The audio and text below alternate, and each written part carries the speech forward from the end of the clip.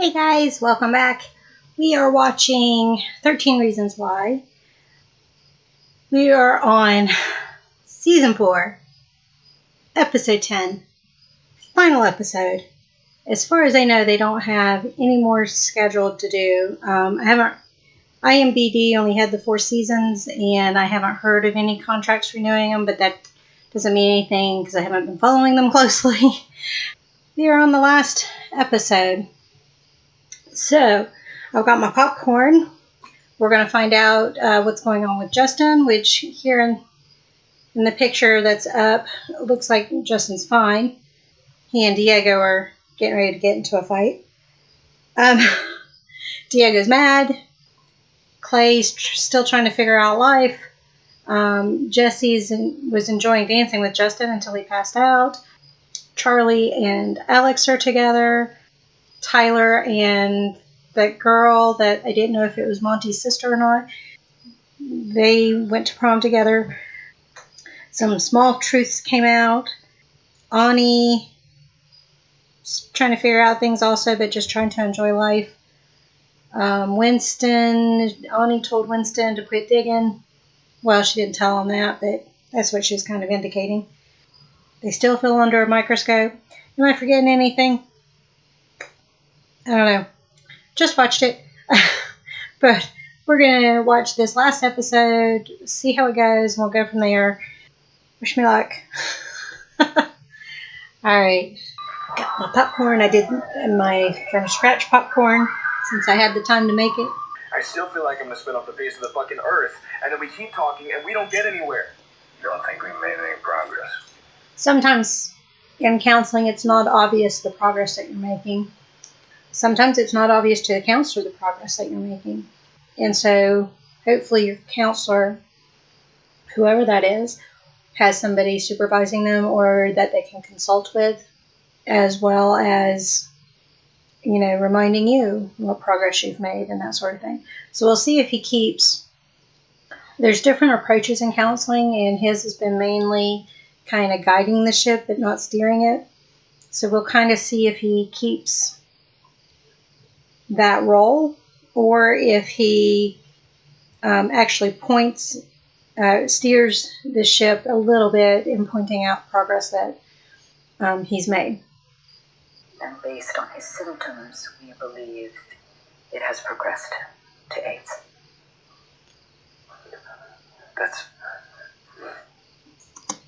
So is that why he had the lesion on his neck? I thought he got the lesion from a fight. I'm trying to think now. Oh, it's been so long I can't remember. I thought it was a burn, could be a lesion from fighting, that kind of thing. It reminded me of a curling iron burn, if anybody's ever had those. At any rate, I wonder if that is one of the symptoms they're talking about, or if it's something else. How is that possible? Because usually that's late stage. In my life, a number of friends, and one very good friend to that disease. I'm very sorry. Thank you. It's hard to think about your own future when Justin's future is so uncertain. My God, if you continue on with that fucking calm tone, I'm going to lose it. I'm gonna fucking lose it. Okay. Now you're just messing with me. No, Clay, I'm not. I'm laughing. You guys know I don't deal with death well, so just ignore the tears.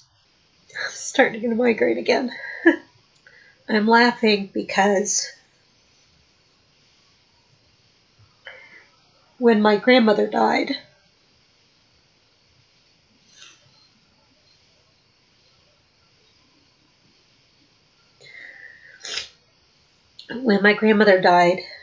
I called up one of my best friends, and can't remember if it was a Saturday or a Sunday or Monday, what day of the week it was. All I know is she was watching football. I don't know what level of football. But I called her up, and she could tell I was upset because I could barely speak. So she went into reflection mode, which is what we learned at the hotline we worked at together. And I said to her at one point, will you knock it off? Don't pull that crap with me. So I might have even said quit the fucking reflections or something like that. But so I'm laughing because I did the same thing. And I've had clients in the past who would get upset because I seem too calm or something like that. So I'm laughing because it brings up those memories. I'm crying because Justin's dying. So, and I don't do well with death. And once I calm down, we'll talk about whether that was realistic or not. It's okay. Oh, we still have a long ways to go. Here. Every day of this. Well, His blood pressure is good. Normal. Yes. Don't cry. And then I realized that he had ruined everyone I ever loved. And I got this flash of rage. Ever since my TBI, I get these flares like I go red. And then I pushed him off the dock. So,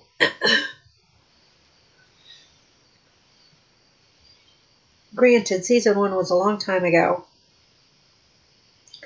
So when he sat down in front of Winston and said he killed Bryce, I think I looked funny. I might not have, but I was like, I thought he killed Monty.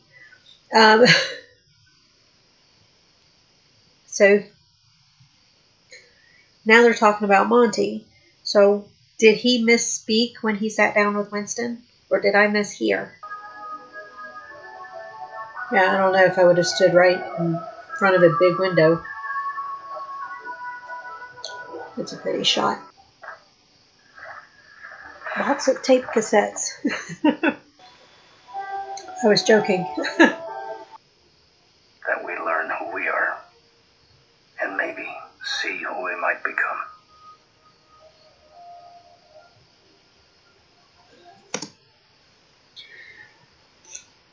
My nose is still stopped up. So I tell folks all the time, and we tell each other, colleagues and myself, we tell each other we're all in the field for a reason. Some of us have dealt with the shit and do what we need to be able to be healthy counselors. And then there's those who don't deal with their shit. And you can always tell those counselors. But the basic thing is all the counselors, whether it's substance abuse, mental health, developmental disabilities, career counseling, life coaches. Life coaches aren't counselors, but we'll throw them in there. Because some counselors change field and become life coaches. We all end up in this field for a reason. We all have something that drove us to this field. And even though when I started college, I was going to be a high school math teacher, I still ended up here. There's a reason. She's still winking at me. I was pulling a hair out of her eye. I think that's what was bothering her. But she's still holding that eye closed. Still have a headache right here. Let's go ahead and see if we can get to the end of this before it kills me. We still have a ways to go. It was a 2-hour episode. I didn't realize that. So because I think this is the first season that they've done that. I'd have to double check. But because they did that, I have a feeling this is the end of the series. We still have about 32 minutes to go. A lot of time in TV time.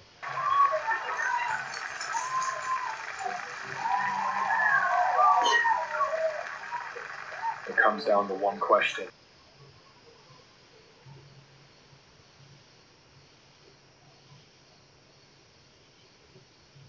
In the past 2 years, 3 people who I loved have died. Anna, Justin, and Two who's the are other? And obscure bands with funny haircuts because the 80s were a strange time. That there are days when that's all it is. He once told me that he's living proof you can survive. You can get through it. He's living proof. Wellesley, my God. I don't remember a reception thingy after high school graduation. Hey, Clay. Congratulations. Thanks. Really, your speech was wonderful. Honestly, it was inspiring, even for old.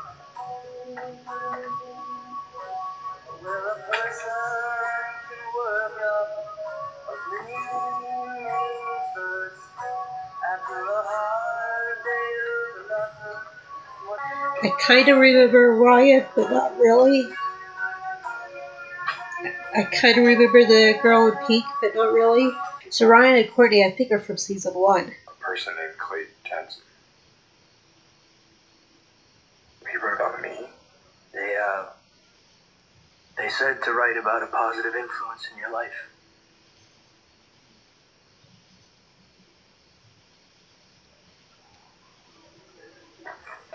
Seatbelts, especially if Tony drives fast, but mainly because I don't trust other drivers. Neither one of them have a seatbelt on. It was me. I killed Bryce Walker. So he did say he killed Bryce, but I thought he killed Monty. I know, it's confusing. Why do you like to smell my breath? I don't like to smell my breath. Silly girl. Yeah. Are we going to have a conversation? Are we going to talk about why I cry all the time for no reason?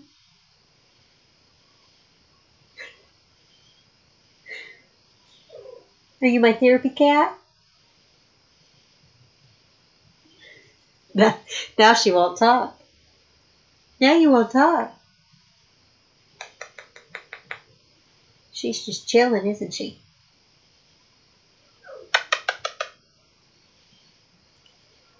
Are you a sweet girl? Are you a sweet JoJo?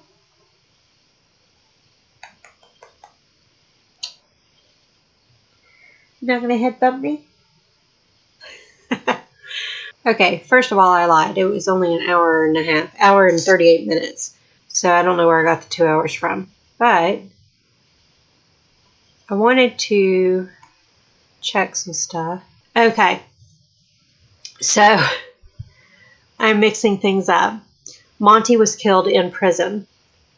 And for some reason, I don't even remember that. And it was Alex and Jessica who killed Bryce. Well, Jessica didn't kill him, but I remember Jessica got the tape out of his pocket and then left. So she wasn't actually with Alex when it happened. And they didn't show us who the person was until later episodes. And I remember they were making us think he was dead on the road. But then later he was pushed into the water. So it's been too long in between for me to remember all the details. And so that's my fault for that. And I'm probably way up close on the camera. Oh, good. You can see the swollen eyes. So I was mixing that up. I don't do well with death, so I apologize for that. The last episode was kind of good. It was much better than the rest of the season. So that's a good thing. They did a lot of wrapping up, a lot of closure. I'm trying to think. I tried to speak up on the stuff as it was going on. His response to Gary Sinise, when I would chuckle about, him saying, quit doing that, don't be like that, quit doing that to me, kind of stuff. I've done it to other counselors. I'll say, quit reflecting, quit doing this. And a lot of times it's just habit. That's just how we have conversations, and it drives other people crazy. So I was chuckling at that, and I enjoyed that part of it because from what I've experienced is pretty tried and true. I wanted to comment about Justin's death. With him, I was trying to think back to before we had all this treatment for HIV and AIDS. What was the timeline? How fast did things happen? Because I was a youth during the time that AIDS came out, as far as being an epidemic and nationwide and everything. I guess because he never got tested and never got treatment for HIV, I guess it's feasible that his health could go downhill that fast. Nowadays, they've got such great treatments, but you do have to get tested and be safe. As far as AIDS, I've had several clients that had hepatitis, HIV, a handful that had actual AIDS. And the reason why I say that is because AIDS is once you get to a certain point with your T cells, which nowadays with treatment, they can reverse it and you can just go back into HIV status. But I'm trying to think in all the trainings I've had, because I have to have so much of bloodborne pathogens, STDs, and all that. I have to do 3 hours every 2 years. And so most of the time the topic is HIV and AIDS. I didn't do that this year, though, or this renewal period. So I was trying to remember. I think there are actually some cases where HIV has reversed it as well. For the longest time, you used to have to say that HIV is not curable. But I think it is now. But before I spread that misinformation, let's check. Okay, so according to this article from 2019. Where's the actual date? It said it on the thingy. Reviewed on March 11th, 2019. This is from WebMD. Scientists haven't exactly agreed on a definition of remission as it applies to HIV, the virus that causes AIDS, but it generally means that HIV viral load has remained undetectable after HIV treatment has stopped. It falls short of a cure. For a cure, no HIV can be found in the genetic information in the patient's cells. Just a few years ago, doctors didn't think that remission could happen with people infected with HIV, but this may be changing. In rare cases, people have been able to control the virus and live well long after they quit HIV medications. Doctors and researchers hope to make it a reality for more than just a handful of people. Okay. So they're still they're still teeter-tottering on the edge there of a cure. So I did want to comment about that. I don't know how realistic it was for Justin's timeline to have gone downhill that fast. It seems a little fast to me, but it could be because I'm not an expert in the area. I'm just going to say it could be feasible, but it seemed a little fast. Did I want to comment on anything else? They mentioned PrEP while we're talking about HIV. They mentioned PrEP, and it is I see I've got a sensory migraine as well. This red right here, that's a sensory migraine. And my eyes are still swollen. It's driving me nuts. I need to quit looking at myself. So I'll change screens. So PrEP. PrEP is a preventative measure. It's not 100%, but it does reduce your risk. What's the percentage? Okay, so it's checking to see what the percentage is for not contracting an STD, specifically HIV. That's what PrEP is for. It stands for pre-exposure prophylaxis. And if you don't know what prophylaxis is, a condom is a prophylactic. So it is for people who do not have HIV but who are at very high risk of getting HIV to prevent HIV infection by taking a pill every day. The pill contains 2 medicines that are used in combination with other medicines to treat HIV. Hi, Buddy. That was Buddy. She doesn't usually get up on the chair when someone is exposed to HIV through sex or injection drug use, these medicines can work to keep the virus from establishing a permanent infection. When taken daily, it is highly effective for preventing HIV. Studies have shown that PrEP reduces the risk of getting HIV from sex by about 99%. So it's still Russian roulette because there's that 1%, but 99% is pretty good. I think that's better than a condom. Isn't a condom 97% or something like that for certain things? Well, that might be 97% for pregnancy. Among people who inject drugs, PrEP reduces the risk of getting HIV by at least 74% when taken daily. PrEP is much less effective if it is not taken consistently. And that's the big thing with any medication. You have to take it consistently. As PrEP only protects against HIV, condoms are important for the protection against other STDs. Condoms are also an important prevention strategy if PrEP is not taken consistently. So we learned a little something about PrEP today. Really? What's your review? How many stars do you give it?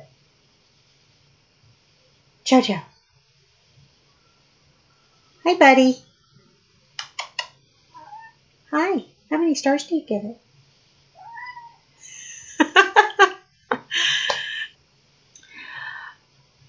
I think as the series, 13 Reasons Why as a whole, I think the first season was very good. And I liked it for a lot of reasons. But because it was so controversial, it also opened the doors for conversations.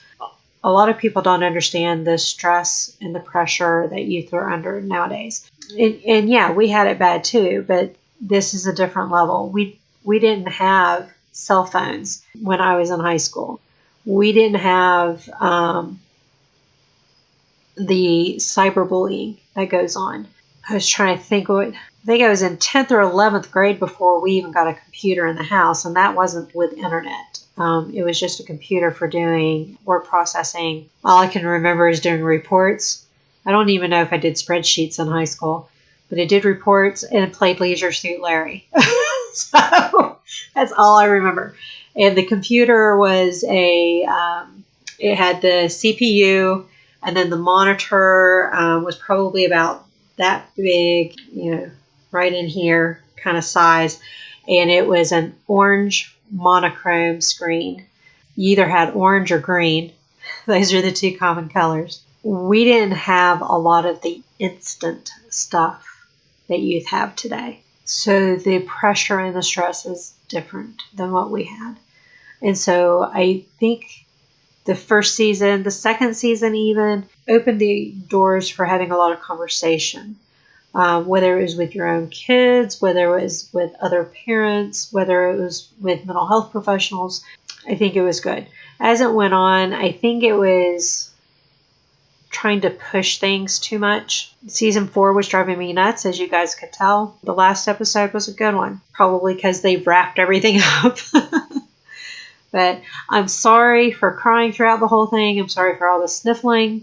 I'm going to get just a little bit of ice cream and do some debriefing myself and kind of go from there. Thank you for joining me on this journey of 13 Reasons Why. I've taped all of this before putting it up, so I'll be seeing your comments throughout and hope to have some good discussions. Thank you all. Bye.